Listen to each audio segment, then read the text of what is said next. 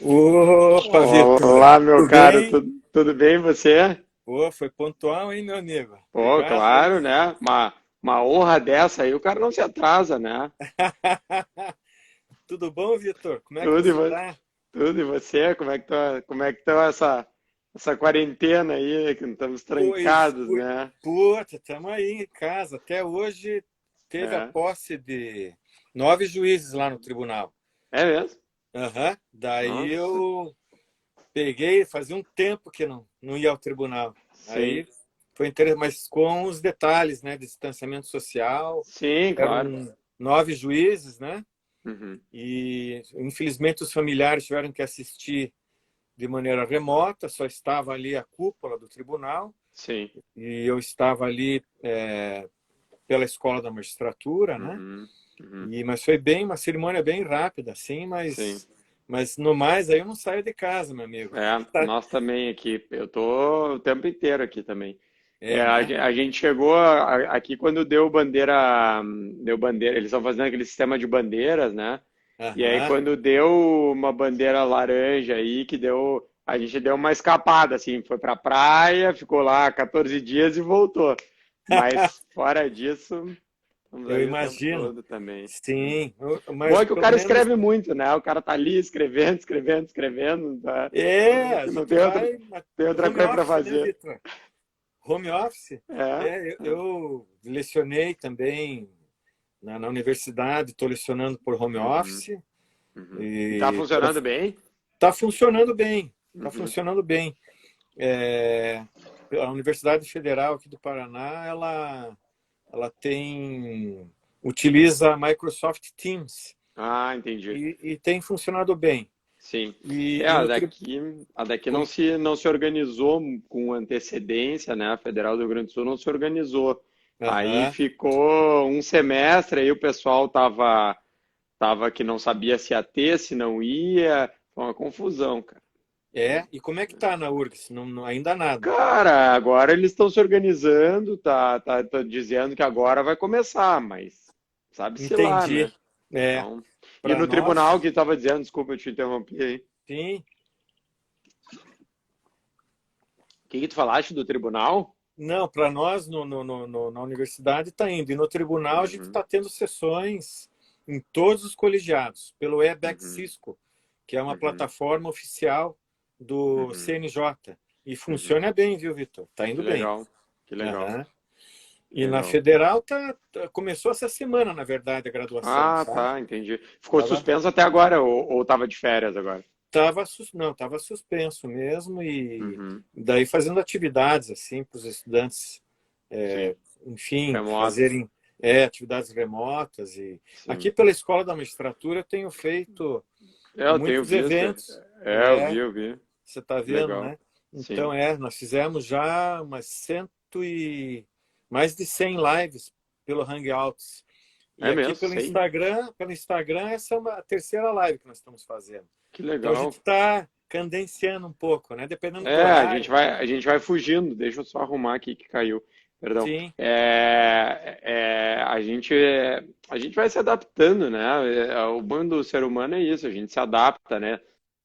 exatamente. A gente vai se adaptando aí É, vai e se adaptando.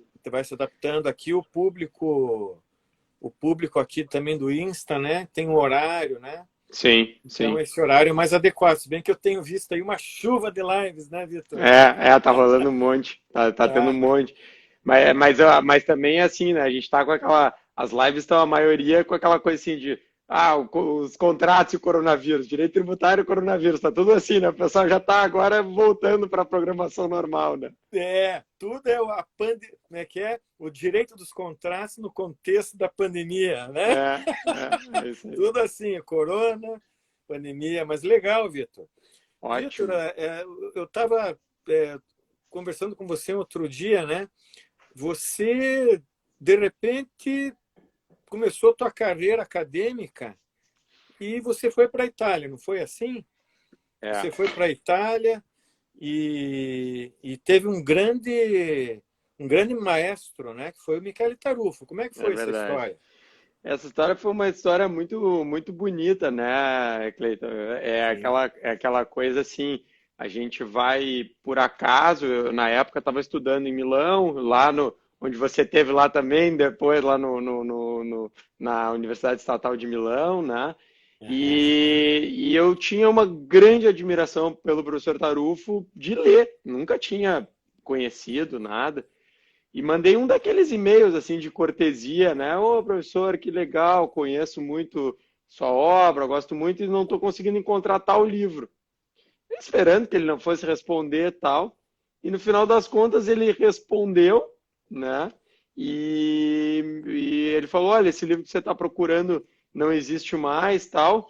Então, mas pode vir aqui no meu escritório uma hora, a gente bate um papo, porque eu não estou mais dando aula nesse período, tal, que eu tinha dito que eu queria conhecê-lo. E aí eu fui lá no escritório dele, fiquei uma hora e pouco conversando com ele.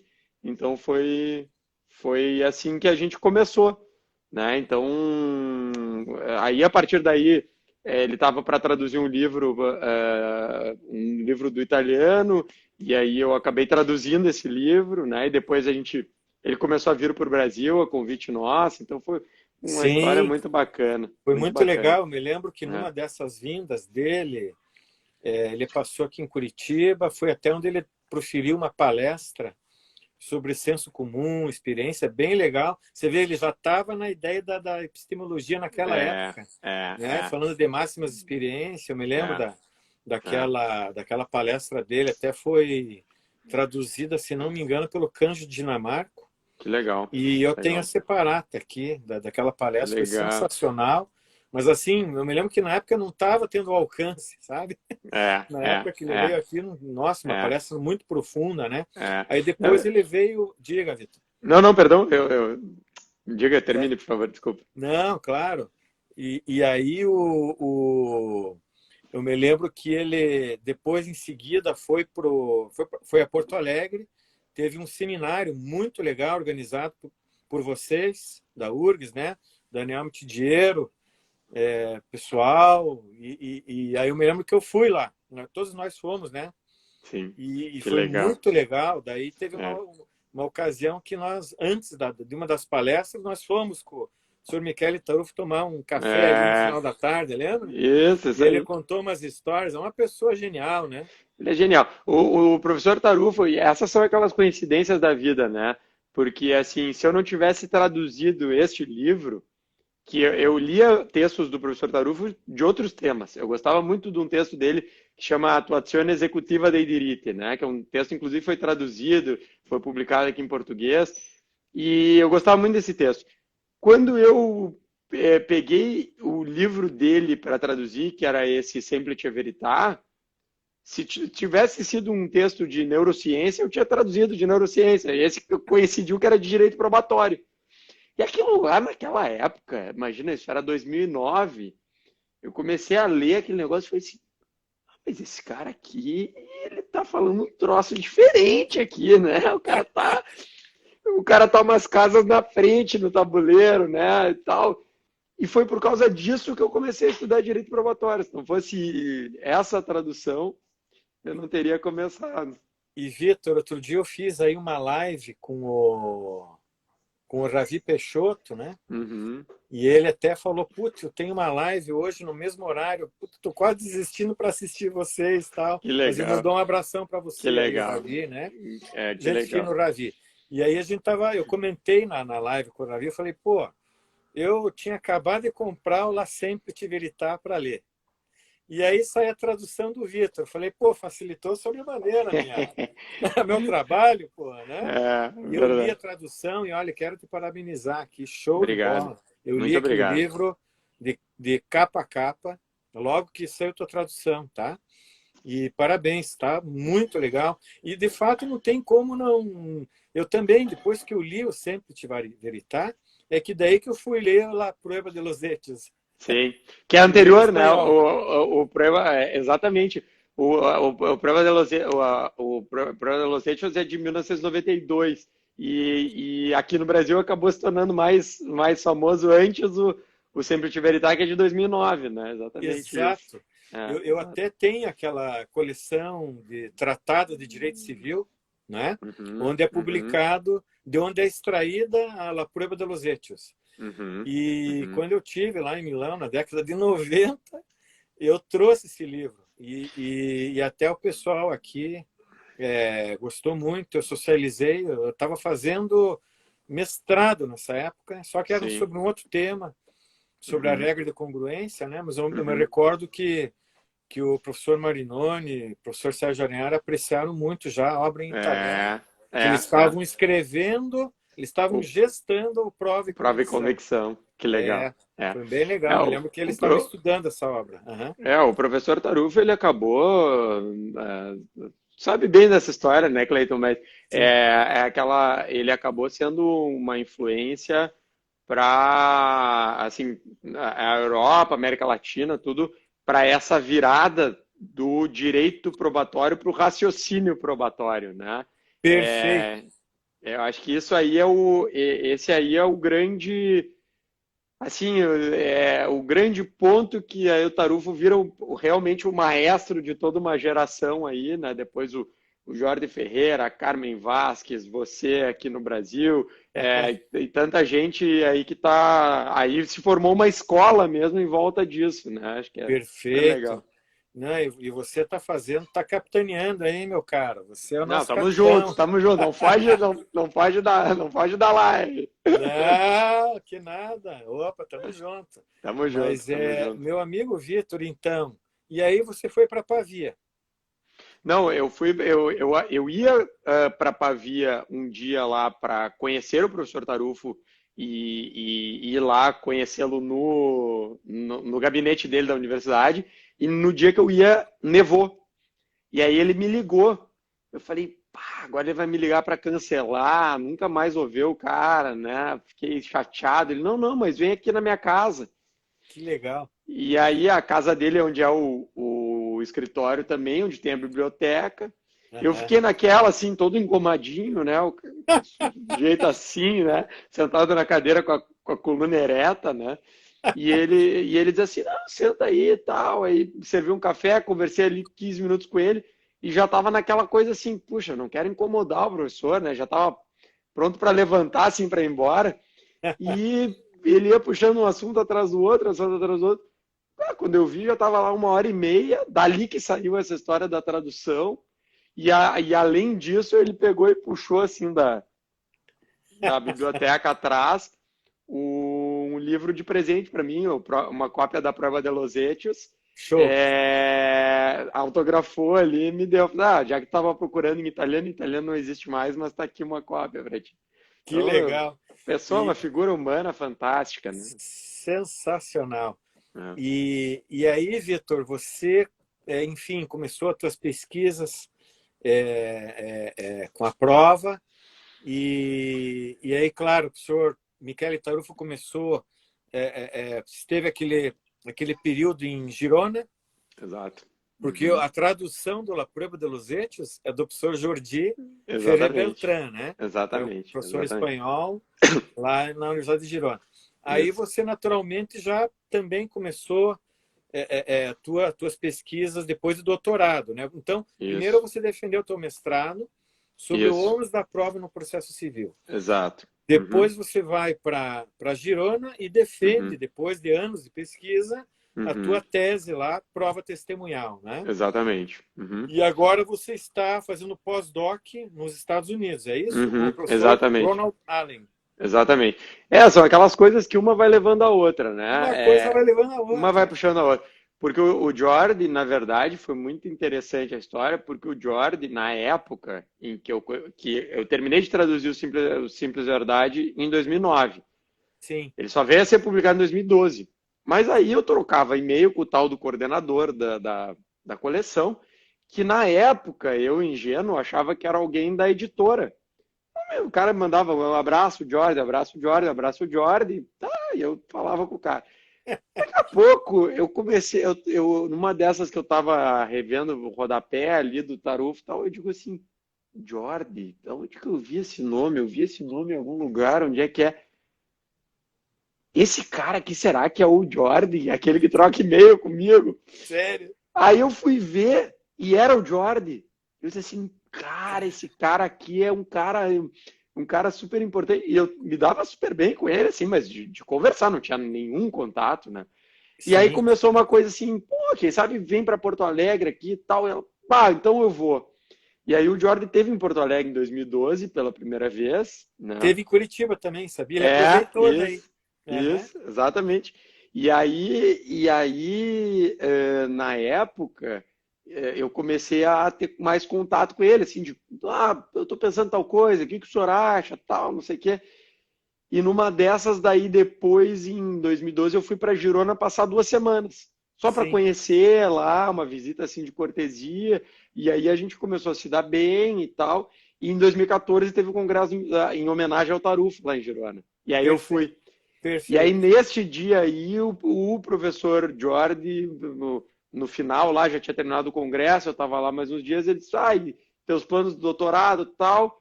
E aí ele diz assim, pô, tu não quer fazer o doutorado aqui em Girona? Eu falei, pô, só quero, claro, né? E aí uma coisa levou a outra, né? E aí o Ron Allen é muito próximo lá deles também, participou lá, você estava lá também, a gente viu Assisti, juntos lá, assistimos assisti. juntos lá as palestras dele, né? Foi Então legal. abriu essa porta, né? Então foi E o muito professor legal. Ronald Allen está na universidade, Na Northwestern, na isso, Northwestern, que em é Chicago, em em Chicago. Chicago, que É, é está lá na cadeira que foi de Wigmore. É isso? exatamente. Ele Cara, é, não é ele, fraco, hein? a assinatura dele é assim, ele é John Wigmore Professor, né? Ele é da Ah, cátedra do. É muito legal, muito exatamente. legal. E é outro mundo, né, Cleiton? Eles lá, você deve ter tido a mesma percepção, né? Eles lá levam o direito à prova muito mais a sério, né? Do que aqui Su- do que no nós, Civil né? Law. É, Nossa, Civil é Law, uma, exato. Aham, é mas acho uma que a gente está coisa. no caminho agora, né? Tá, agora sim. Agora Já estamos de uns 10 começando. anos para cá, né? Estamos A obra do começando, né? O Tarufo ele foi visionário, né, Vitor? É, Primeiro é, com La Motivazione della Sentenza é, Civile, é. uma obra de 75 que vocês traduziram também, que está um Uhum. primor. E depois eu li em italiano mesmo aquela lá. Eu li em italiano. Mas é um tijolo, né? Não É, denso, né? Porque fala mas, de semiótica e não, de. mas É aquele último muita coisa. capítulo eu nem li, cara. E que Uhum. bom que vocês não traduziram, porque tem a ver com o recurso, a Corte de Cassação não tem nada a ver É, conosco é, aqui. Mas é. até onde vocês traduziram, eu tive o prazer de Sim, ler em italiano e depois, volta e meia, eu estou lendo e relendo sim. a tradução de vocês ali. É É, uma literatura muito, muito importante para nós. é, Mas assim, então, o Tarufo, na década de 70, escreve um opúsculo sobre motivação, né? é. E você vê a época. E agora, em 92, quando a gente ainda não levava a sério os fatos aqui, né? E ele já tinha o tratado a prova Dos dos fatos. fatos, Uhum. né? Em É, italiano. Mas, exatamente. meu amigo, então, daí o que eu queria aqui perguntar para você dessas tuas obras, que são sensacionais. Em primeiro lugar, eu quero te parabenizar. Eu tenho uma proximidade com o teu estilo de escrita. Eu também sou sintético, eu não consigo escrever demais. É, Eu é. gosto de sintetizar e ser bem analítico. Então, eu queria Uhum. parabenizar, em primeiro lugar, Obrigado, o teu obrigado. estilo, né? Tanto Muito obrigado. o ônus da prova no processo civil, quanto a prova testemunhal, que são obras publicadas pela Revista dos Tribunais, que eu recomendo aqui. Obrigado. Tem vários amigos nossos também, É, aqui de Porto Alegre, de Curitiba, é. assistindo aqui a live, né? E também muitos estudantes da Escola da Magistratura, muitos Que legal, profissionais, né?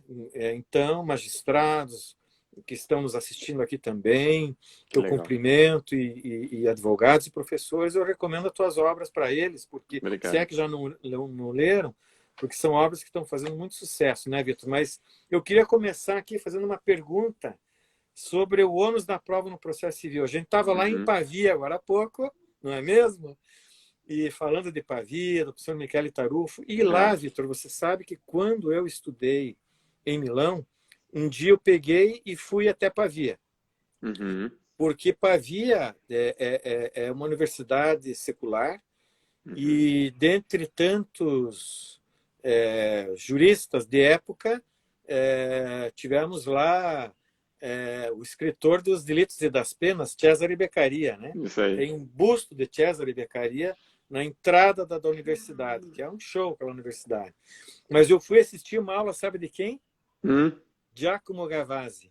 é mesmo? Cara, eu conheci o Giacomo Gavazzi. Que legal. E foi assim, eu cheguei lá na Universidade de Estúdio de Pavia. Você pega o trem em Milão ali em 40 minutos, está em É, Pavia, uma pertinho. coisa assim, é É, pertinho. Chego lá em Pavia, eu falei, eu quero assistir uma aula do professor Giacomo Gavazzi, porque quando eu estava fazendo mestrado aqui na Federal, legal. o professor aqui de filosofia, que é o professor Ivan Aguirre-Scuri, que era o professor da disciplina de teoria do direito no mestrado, ele estava trabalhando aquele elemento de teoria de direito, Sim, sim, né? sim. E não outro livro que eu vou te perguntar agora, que é a Uhum. base da tua dissertação.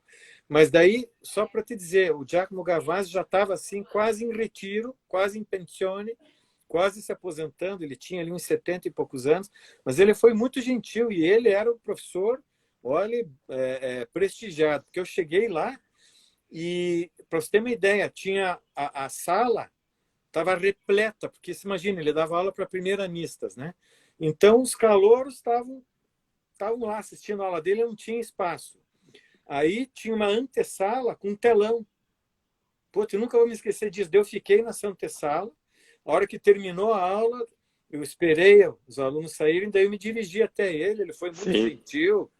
que legal. Aí eu falei, professor, eu só quero lhe dizer uma coisa. Me identifiquei como um estudante brasileiro que estava, enfim, fazendo uma pesquisa ali próxima mas eu falei assim, lá no Brasil nós conhecemos a sua teoria e estudamos as suas teorias. Ele ficou muito Verdade. feliz, ele falou, nossa, eu não sabia, mas vocês É. estão perdendo tempo, sabe aquela coisa, né? Aquela Vocês coisa estão humilde. perdendo É, tempo com as minhas é, obras. Não, não percam tempo, são é, algumas ideias que ficaram para trás na década de 60. Eu é. tentei, porque ele veio com toda uma ideia, né, de Kelsen. Claro, Ele diz claro. assim, adeus, teoria do direito, ele estava É, assim, bem até melancólico, né? é Quando eu falei verdade. com ele, sabe?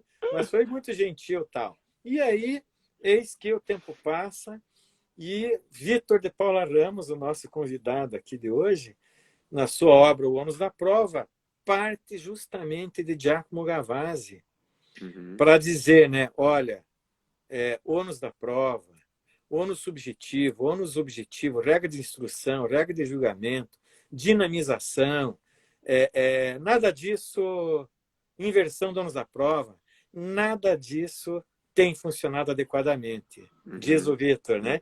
Então, uhum, Vitor, eu queria que você contasse um pouco para nós por uhum. que você chegou a essas conclusões a que você chegou no teu excelente livro, Ônus da Prova no Processo Civil. Certo. Bom, em primeiro lugar, obrigado, Cleito, pelas gentis palavras aí. Isso é vício de amigo, né? A gente fica, a gente tem orgulho um do outro, é Legal, muito amigo. recíproco. É, mas é o seguinte, o Gavazzi realmente, como bem colocaste, ele foi o cerne, assim, da minha tese. Porque eu aprendi na graduação aquela coisa bem carnelutiana de que o ônus é um imperativo em benefício próprio, e o dever é um imperativo em benefício alheio. Sempre fiquei com isso na cabeça. Eu ficava pensando, isso não faz sentido, porque eu tenho o dever de andar de capacete quando eu ando de moto, né? E isso é em benefício alheio que eu faço, porque não é para rachar minha cabeça, né? Claro, tem um interesse público por trás, porque né, o uso do SUS ou para não agravar responsabilidades de terceiros, etc, etc. Mas sempre ficou com essa coisa encucada, né? E quando foi justamente o professor Tarufo, que uma vez eu estava conversando com ele e perguntei para ele, falei, professor, eu estou querendo trabalhar agora sobre ônus e tal, e o professor é muito crítico do Carnelucci, né? Ele é ferrenho crítico do Carnelucci. E eu perguntava para ele, professor, mas todo mundo só usa a teoria do Carnelucci. E até, né, a teoria do Carnelucci sobre o ônus dever é lá dos anos 50. Não teve nada depois. Ele falou, Vitor, o livro fundamental é do Gavazzi. É a única monografia sobre o ônus. Essa monografia eu não encontrei no Brasil, não encontrei em lugar nenhum, e eu fui a Milão para buscar essa monografia na biblioteca da Estatal de Milão.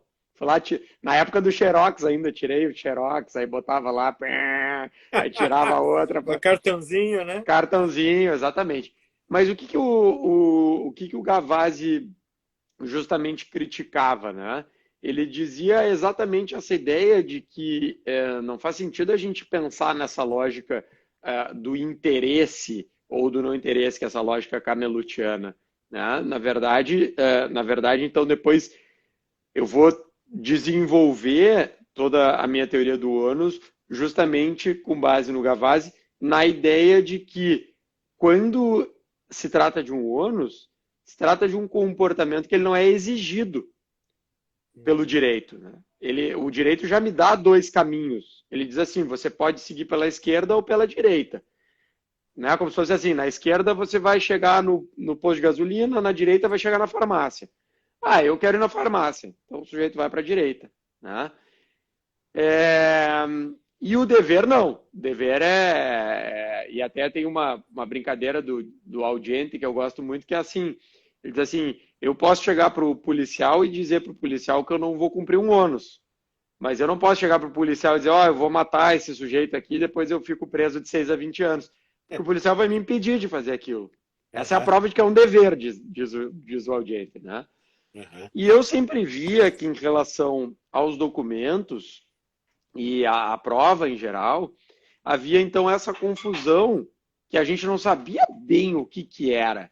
A gente falava em dever, falava em ônus, aí não gostava de que a parte que era intimada a exibir um documento, ela não exibia, aí a gente dizia aquela coisa assim, ah não, pode busca e apreensão, mas não pode multa, e eu ficava pensando, mas por que pode busca e apreensão, não pode multa, por que pode, porque se é ônus, a parte pode chegar lá e dizer, olha, eu não estou afim de levar essa prova. E se é dever, ninguém quer me perguntar o que é ou não é. O Estado mandou, eu tenho que fazer, né? Então, essa foi a ideia base. E aí, justamente nessa linha, o que me parece é que houve uma confusão, e aí isso aí, em grande parte, foi gerado pela teoria do Peirano, na minha opinião, aqui na América Latina, dessa ideia de que tem uma parte objetiva e uma parte subjetiva no ônus da prova. E o Peirano, na minha opinião, ele encontrou um problema que é real, ele tem razão, na minha opinião, no problema que ele encontrou. Qual que é o problema que ele encontrou? O problema é assim, eu e o Cleiton temos um contrato, e aí eu perdi o contrato. Bom, mas o Cleiton tem que ter esse contrato. E se eu não tenho, né? Então, nós dois temos o contrato e o Cleiton me pagou. Ele tem que ter um recibo sobre isso. Se ele não tem, ele é descuidado.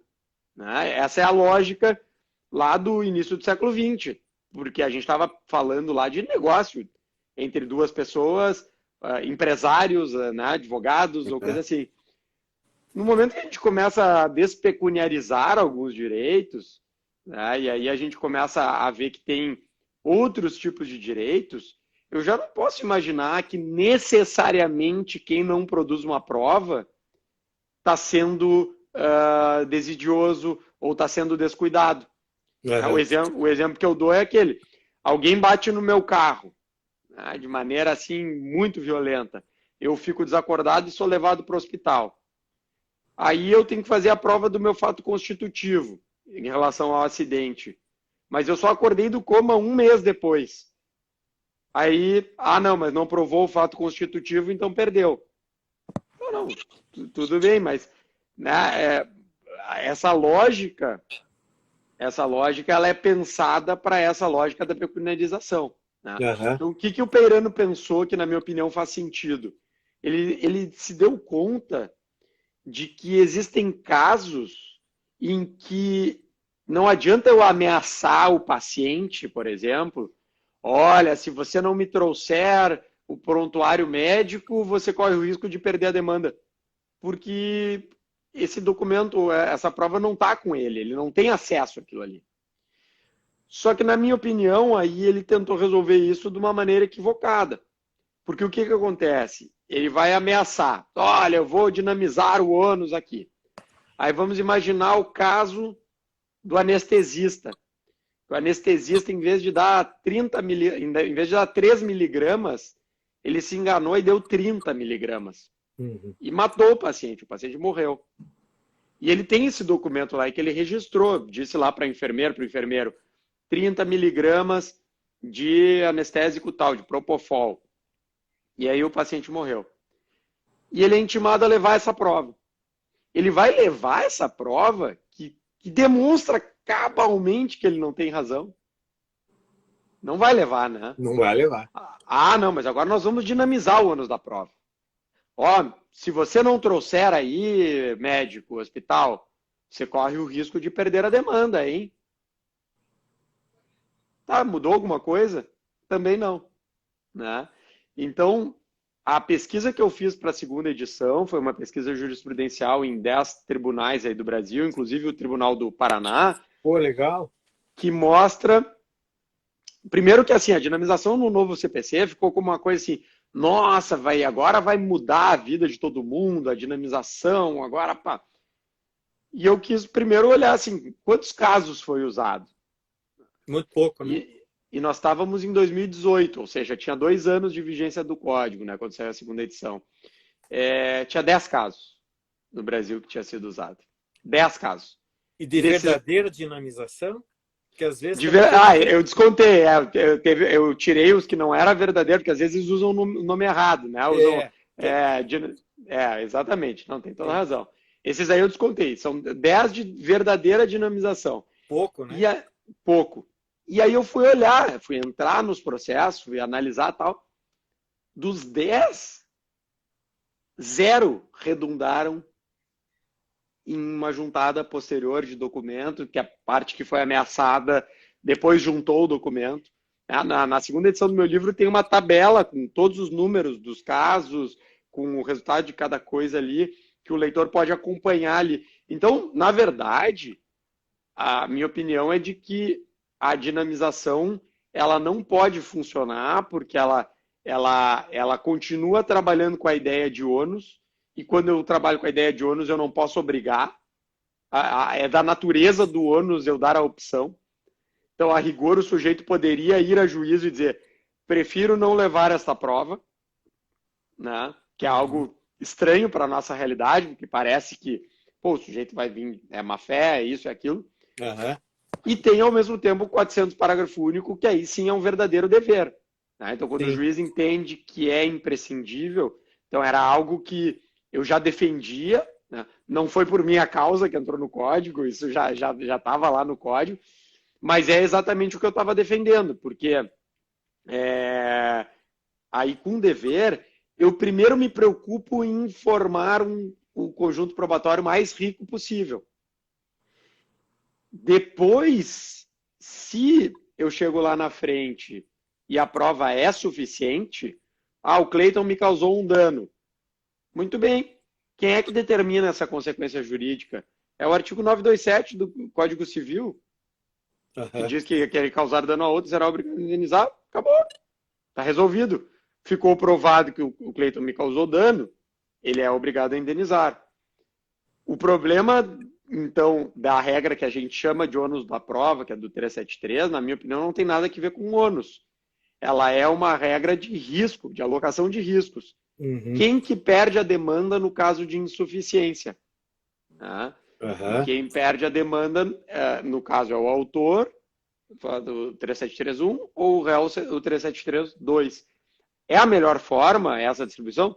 Não sei, poderíamos pensar outras, né? Poderíamos pensar que, no caso X, perde, mas, na minha opinião, é um critério de desempate, exatamente como aquele critério de desempate da eleição presidencial em segundo turno, que se empata, ganha o candidato mais velho. Certo. No futebol, ganha quem tem mais saldo de gol. Mas a gente não diz que o candidato à presidência da República tem o ônus de ser mais velho, né? Porque não é um ônus em sentido jurídico. Então, essa é a minha visão sobre o tema, né? Entendo. realmente esse é um tema, ele tem muitas coisas subjacentes, né? De todo modo, a chamada carga estática da prova, atribuindo ao autor a prova dos fatos constitutivos e ao réu impeditivos, modificativos ou extintivos, não deixa de ser genial, né? A abstração da ideia, né?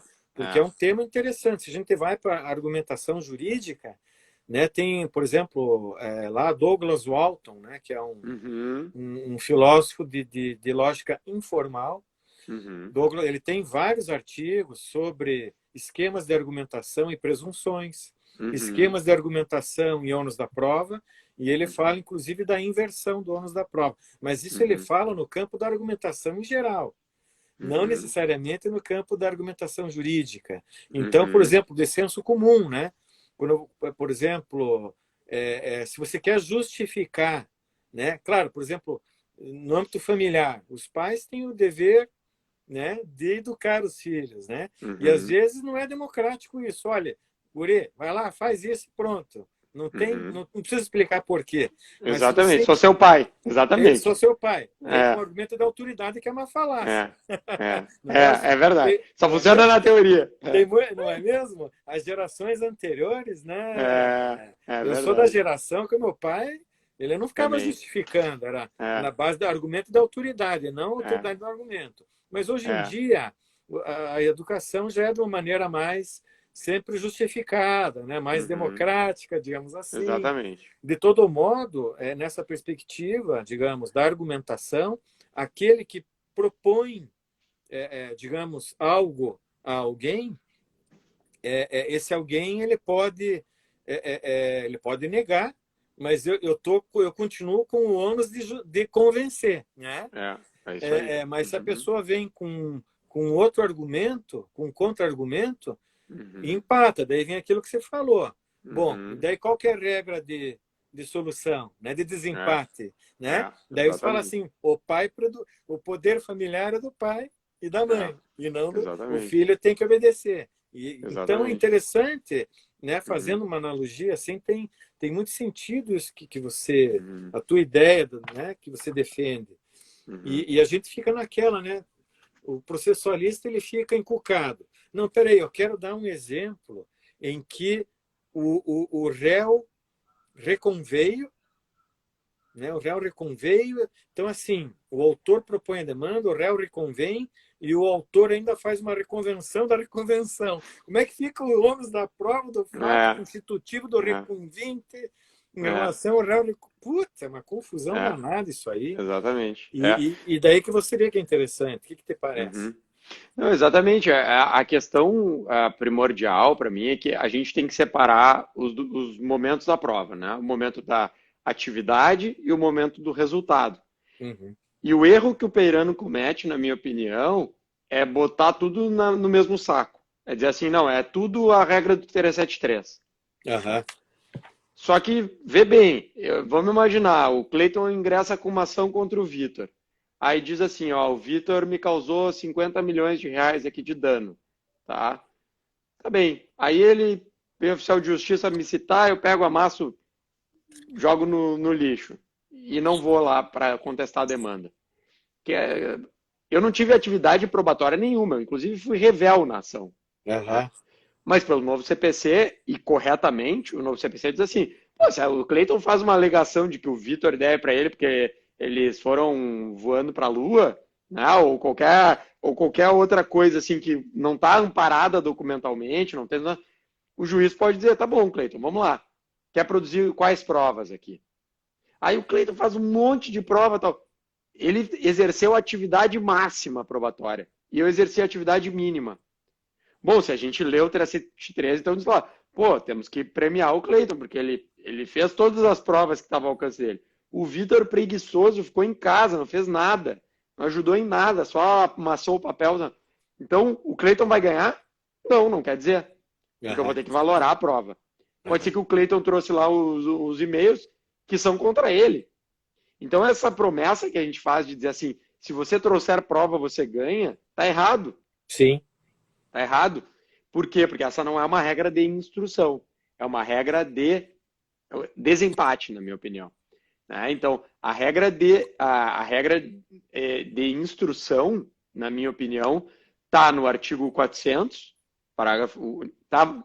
no 400, parágrafo único, está no 369, eu tenho direito de produzir prova relevante, o Cleiton tem direito de produzir prova relevante, e como o Cleiton tem direito de produzir prova relevante, se a prova relevante do direito dele tiver comigo, parte, ele vai usar o 400, parágrafo único, para, mediado pelo juiz, mediado pela juíza, me forçar a exibir um documento. Então, essa é quando é perito, quando é testemunha, a gente resolve pelo 378. Todo mundo tem dever de contribuir com o Poder Judiciário. Né? Perito, testemunha, terceiro, todo mundo tem dever de colaborar com o Poder Judiciário. E aí, com isso, a gente, na minha opinião, dá a possibilidade para o magistrado zelar por um processo que tenha a maior completude possível do material probatório.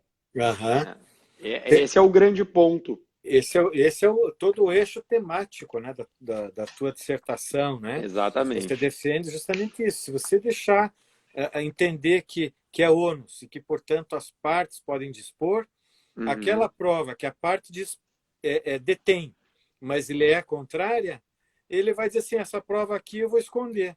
Isso nos Estados Unidos é uma falta ética, né? Exatamente.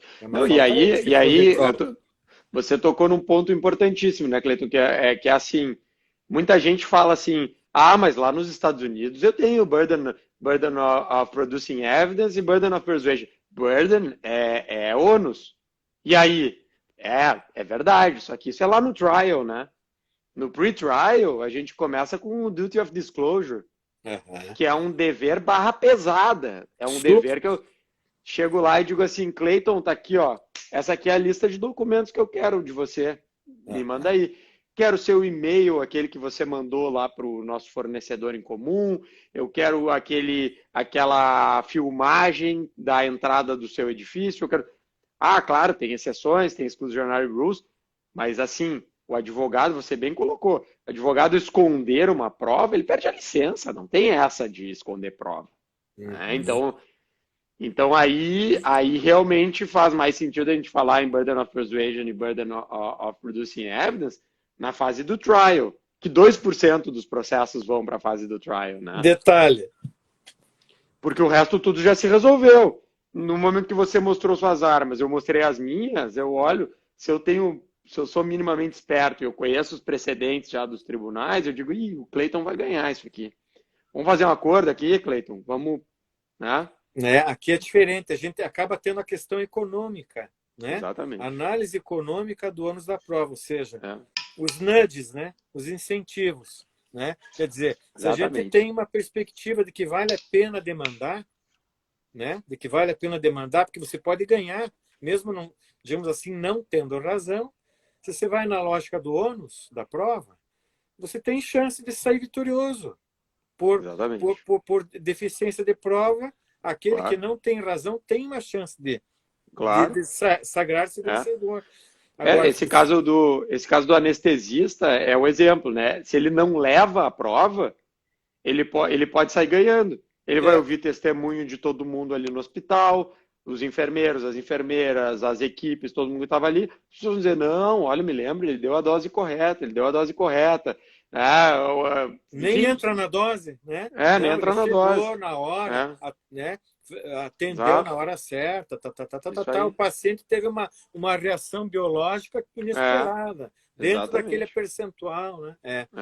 Muito interessante, Vitor. Vitor, e na tua dissertação você também defende, de lege ferenda, que outros deveres extraprocessuais e processuais você sugere lá.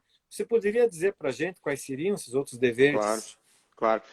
Nós temos um problema grave no Brasil, né, Cleiton? Isso eu acho que ficou muito evidenciado nesses problemas ambientais que nós tivemos recentemente. Até tive esses dias conversando com o professor Hermes a respeito disso, que é uma grande autoridade. Falei e com também hoje ainda. Falei com a NET hoje, Que legal. E ele, além de tudo, é promotor, né? Então eu também estava conversando sobre os desastres lá com ele de Mariana, de Brumadinho e tal. Um dos problemas é assim, na nossa lógica, que a gente não sabe bem o que é ônus, o que é dever, a gente chega lá para a empresa que, vamos usar o exemplo da empresa que poluiu. Ah, empresa X, me mande aqui os relatórios dos técnicos lá da barragem, para me dizer se você sabia ou não sabia. Eu quero todos esses documentos. Ah, uma pena, porque eu já não tenho, sumiu, não é bem o que eu faço, não sei, tal. E como é que a gente faz? Que projetos que uma empresa é obrigada a ter? Um projeto construtivo, por exemplo, ele tem o anteprojeto, ele tem o projeto detalhado, projeto versão 1, 2, 3, 4, 5, 8, projeto hidráulico 1, 2, 3, 4, 5, 8, projeto elétrico 1, 2, 3, 5, 8. A empresa é obrigada a guardar tudo isso? Não é? Por quanto tempo? Hoje mesmo eu trabalhei no caso de responsabilidade de cirurgião-dentista, que a pessoa me perguntou assim, eu atendi um paciente há 8 anos e eu quero saber se eu tenho dever de guarda dos documentos desse paciente ou não. Não existe essa informação. Não existe, nem no Conselho de Odontologia, nem... Ou seja, nós no Brasil não temos sequer deveres materiais de guarda e armazenagem, não digo de todos os documentos, tem alguns que tem, ok. Fisco, a gente não tem exemplo. clareza, o fisco, exatamente. Mas a gente não tem clareza sobre os outros documentos, né? E sobre outras coisas. Então, a primeira coisa que nós deveríamos ter, na minha opinião, era uma legislação clara de que documentos, que coisas que devem ser guardadas, que contatos, que coisas que a gente tem que guardar. Por quanto tempo? Até para proteger a pessoa. Eu tenho, por exemplo, na minha caixa de entrada lá do escritório, 40 GB de mensagens. Porque eu não me sinto bem de apagar. Tá certo. Porque vai que um cliente lá de 2009 precisa de alguma coisa, eu tenho que ter um e-mail. E né? tem muita troca de e-mails com os advogados, né? Muita E para troca. você provar a má-fé, você tem que ter esse documento guardado, né? Para provar má-fé, para provar como é que se construiu o acordo, né? Para provar a circunstância da negociação, etc, etc. Bom, e aí, qual que é o segundo problema? Exibição de documento no Brasil, discussão sobre documento, é tudo no judiciário. Tudo no judiciário. Precisa ser assim? Claro que não. Concordo. Claro que não. Tá? Por exemplo, existiu um tempo em que funcionou na Anatel, eu até uso isso de exemplo no livro, tinha uma regra da Anatel que funcionava que era assim, o sujeito ligava para net, vamos dizer, né? Ó, tudo bem, eu quero trocar meu plano, tal, isso, aquilo, aquele outro. Tá. Aí deu algum problema na contratação, o cara podia entrar no site lá da empresa e solicitar. E a empresa tinha X horas para entregar, X dias para entregar, sob pena de uma multa da Embratel, da Anatel. Tá? Por quê? Porque o direito à prova é de todo mundo. Se o sujeito está gravando a ligação, que bom, joia. Uhum. Mas então, isso aí evita litigiosidade em massa. Porque se eu peço a ligação, está lá dizendo que o meu contrato é 310, estão me cobrando 640, eu posso chegar lá para eles e dizer, olha, está aqui a gravação, vocês vão perder a demanda. Uhum. E a gente resolve o problema antes. Faz um acordo muito melhor. Muito melhor, e aí não aciona o judiciário. Do jeito que a gente tem hoje, o cara vai lá no judiciário, aí o juiz não sabe bem se ele pode determinar, aí a empresa diz que ela já deletou a gravação, aí e ninguém está errado nessa história. Porque acaba ficando um cenário de não tem sanção, desconhecimento geral. Não Exatamente. tem sanção dizendo que não pode deletar o documento num determinado prazo. Exatamente. O cara sai por aí. Então o sujeito filma o negócio lá na loja dele. Se é um negócio que favorece, ele vai lá e junta. Ah, tá aqui a filmagem, olha aqui, tal. Eu discuti lá com o Cleiton, ele me falou não sei o que, lá tá aqui na câmera. Tá.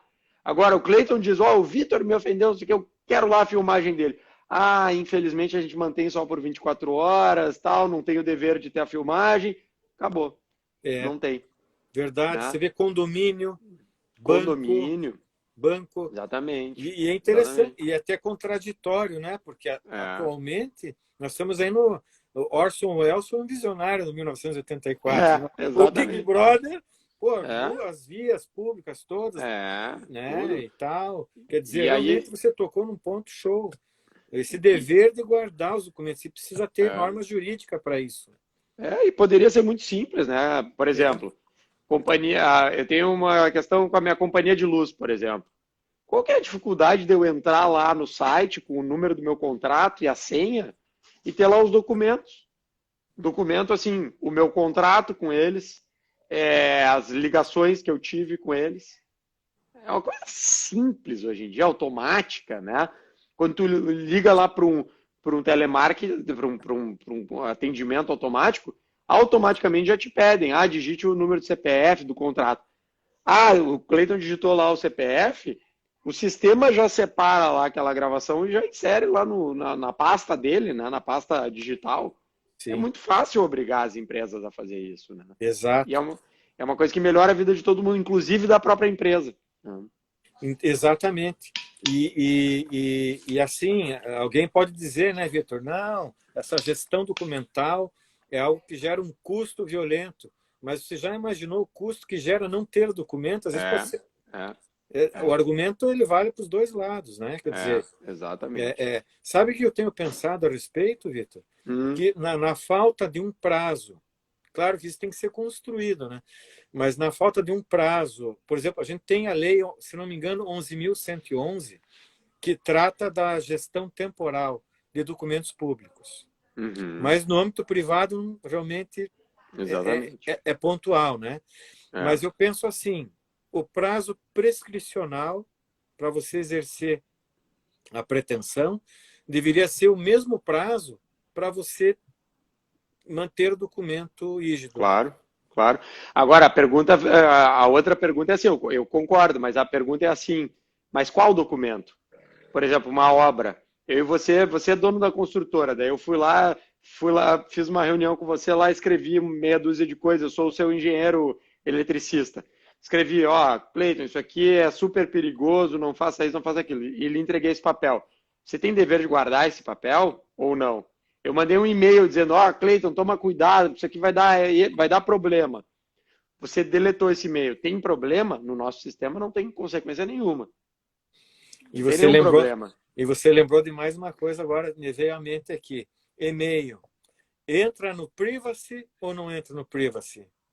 Entra Exatamente. é um dado atinente à privacidade, porque Pois é, dependendo da situação, ela tem a proteção, né, do sigilo. exatamente.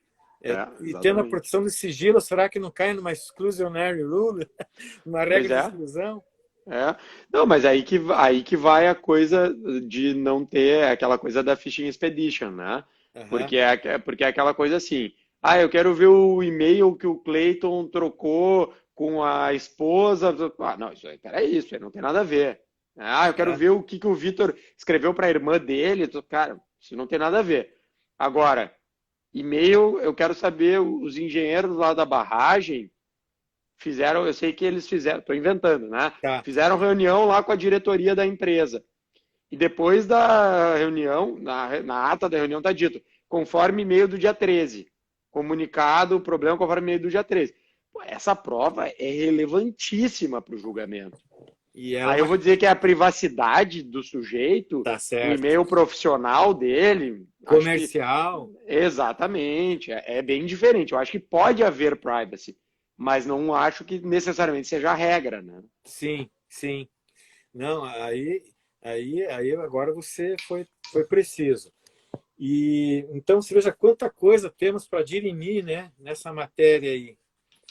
E a própria questão dos limites da publicidade ao processo, né, Vitor? Exatamente, Esse exatamente. também é um outro lance, prova emprestada de um processo É, sigiloso.